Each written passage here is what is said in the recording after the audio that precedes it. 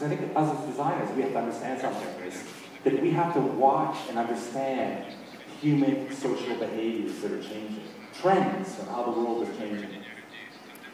So how do people consume? How do they shop? You know, I haven't really bought something physical from a shop in maybe 8 years, because I buy everything on the internet. And last year in the United States, $420 billion was purchased on the internet. So you say, well, okay, now I'm given a project from us to design a store. I just did a new store in Moscow.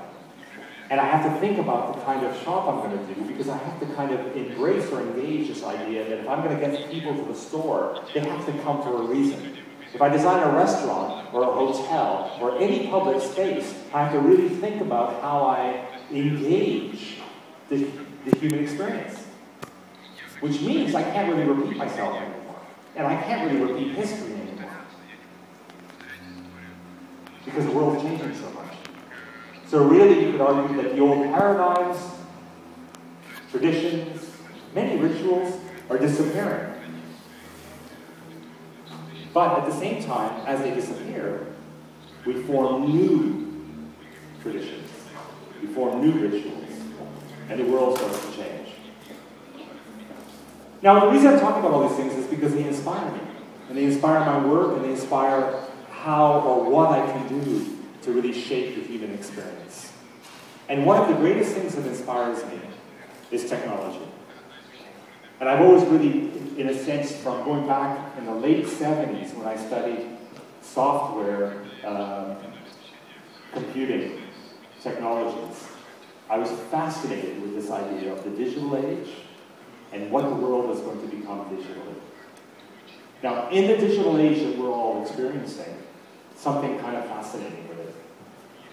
It's become a little more experiential than the physical world. I'll give you an example of that. So I come to a hotel, I check in.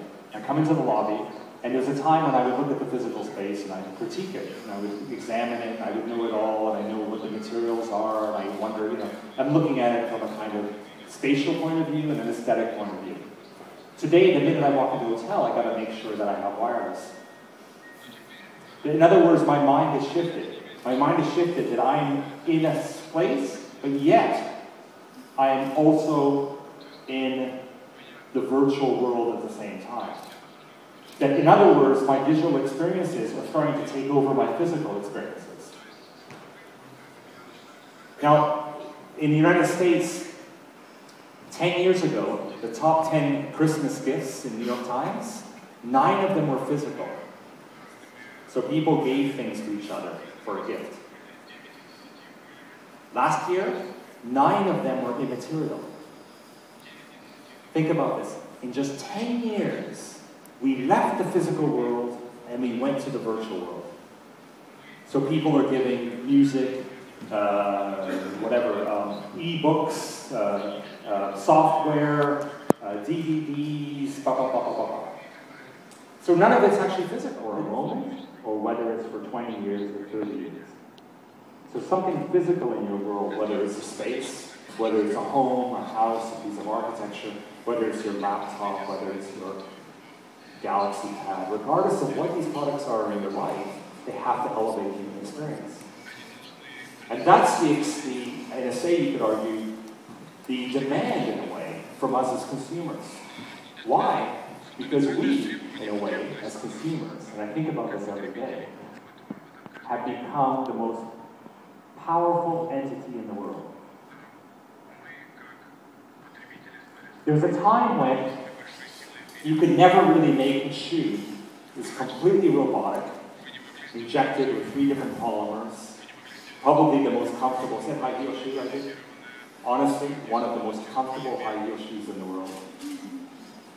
That actually can move as you walk, that you could walk into the ocean with them, you could wear them in the shower.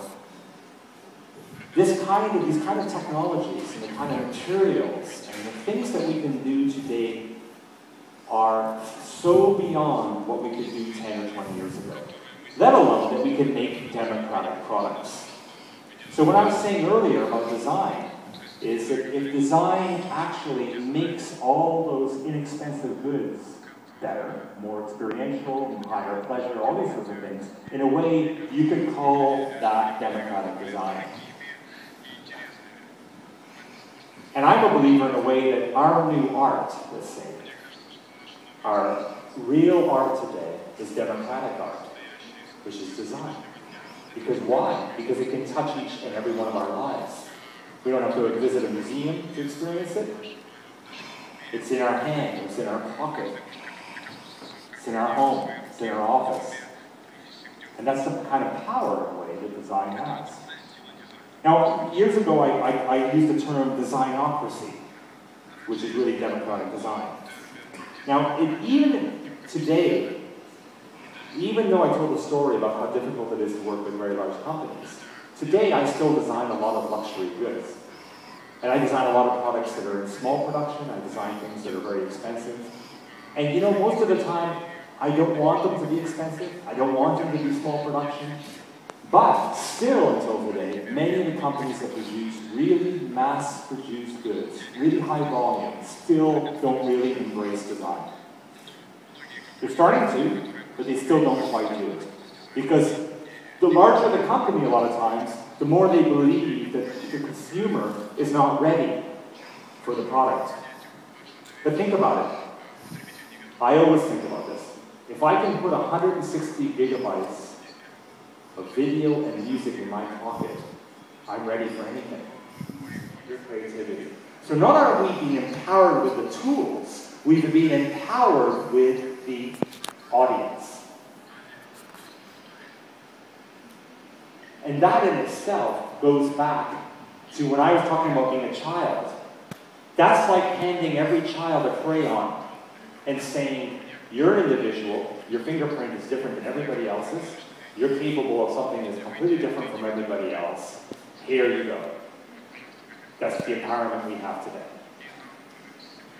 How inspiring is that? In other words, there's no excuse, you could argue, for not being creative.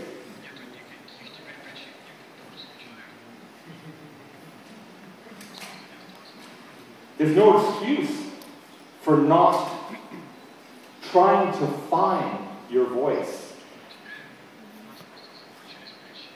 There's no excuse whatsoever to not disseminate your voice.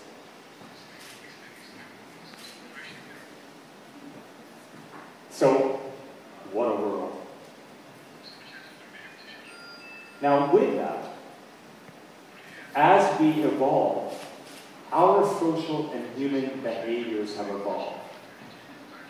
So we are navigating and moving through this world differently than we even did 10 years ago.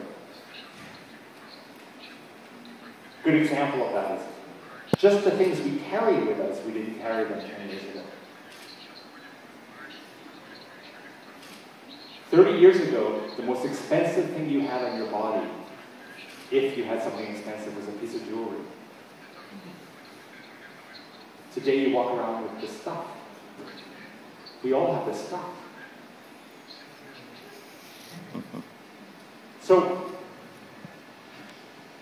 that means that whatever we carry changes. So if you're, I don't know, if you're a fashion designer, are you a fashion designer? If you're a fashion designer, design, like what am I wearing? It's stupid. It's a suit. It's a uniform. Imagine if you carry something that really is about these things you use and live with. Because this is style.